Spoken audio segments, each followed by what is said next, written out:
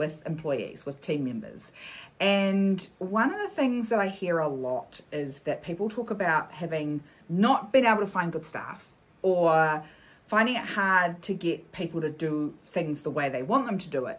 And I always take a step back from that, because in my experience, there are two sets of problems in your business.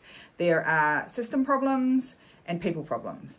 And people are very quick to go to the people problems and say, it's the people problem, and then back very quickly away from dealing with the people problem. Because if it's a people problem, that means you have to go and have a hard, we call them courageous, but you have a hard conversation with a team member where they're not meeting your expectations. And generally, as a general rule, you're going to put that off and put that off and put that off and put that off until the gap between your expectation and what they're actually doing is just going to grow and grow over that time. And so what was a itty bitty any conversation is now as a big, giant, heavy conversation that nobody wants to be involved in.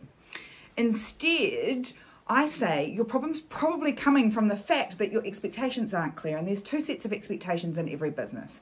There's what we do, so the way that we do things, like how do we open the office and close the office? How do we engage with a customer or a client? And then on the flip side of that, there's the how do we behave when interacting with each other, when interacting with our clients and maybe our other stakeholders, which are our cultural expectations, our behavioral expectations that tell us how we should behave while we're at work. And if you're not really clear on both of those things, then it's going to be incredibly hard for your team members, your employees, to meet those standards. And you're going to be left frustrated because they won't be doing what you expect they should be doing. They're going to be left feeling frustrated because they can never seem to live up to your expectations because it's not really clear what they are. And ultimately, it doesn't make for a really happy culture. Versus if we get really clear on what are our behavioral expectations and what are our work expectations or our output expectations, then we can very quickly see whether it's a system problem or a people problem. We can very quickly have a short, sweet conversation to bring people back to expectation when it starts to slip.